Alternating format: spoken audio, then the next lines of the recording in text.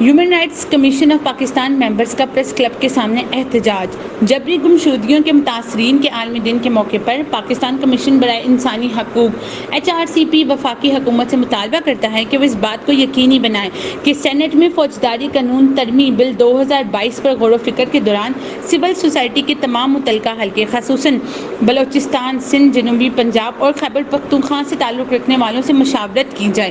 اس موقع پر ممبران کا اپنے گمشدہ افراد کی تصویریں اور پلے کارڈز اٹھاتے ہوئے احتجاج کیا اور لاہور 24 نیوز سے بات کرتے ہوئے ان کا کہنا تھا گورنمنٹ آف پاکستان بری طرح ناکام ہوئی ہے اس پالیسی سے کہ جو بھی آپ کے خلاف بولے آپ اس کو اٹھا کے لے جائیں۔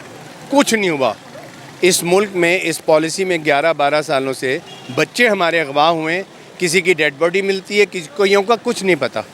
ذرا وہ سوچیں ان ماں باپ، بہن بھائیوں، بیوی بچوں پہ کیا گزرتی ہے جن کو پتہ ہی نہیں کہ ان کے گھر والا مر گیا یا زندہ ہے۔ یہ بڑی ظلم کی بات ہے۔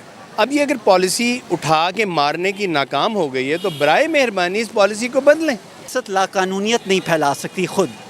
ریاست کا کام تو ہے کہ وہ قانون جو ہے اس کی پاسداری کرے اور لوگوں کو قانون کی طرف لے کے آئے۔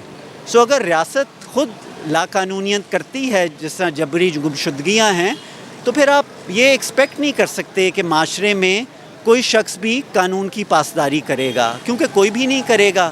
جب سب سے طاقتور نہیں کرے گا تو پھر میں بھی نہیں کروں گا، میں بھی اشارہ توڑوں گا۔ تو آپ ریاست لا قانونیت پھیلا کے بیسکلی پورے ملک کو برباد کرتی ہے۔ بس اتنی سی بات ہے۔ اس سے یہ بھی واضح ہو جانا چاہیے کہ صورتحال کتنی سنگین ہے اور پاکستان نے ایک ایسے مسئلے کو حل کرنے کے لیے کوئی خاص مظاہرہ نہیں کیا جسے بین الاقوامی سطح پر انسانیت کے خلاف جرم سمجھا جاتا ہے۔ لہٰذا پاکستان کو جبری گمشدگیوں سے تمام افراد کے تحفظ کے کنونشن کی توثیق کرتے ہوئے یہ ثابت کرنا چاہیے کہ وہ جبری گمشدگیوں کے خاتمے کے لیے پرعزم ہیں۔ کیمرہ مین شاہد اقبال کے ساتھ ختیجہ صابر، لاہور 24 نیوز، لاہور۔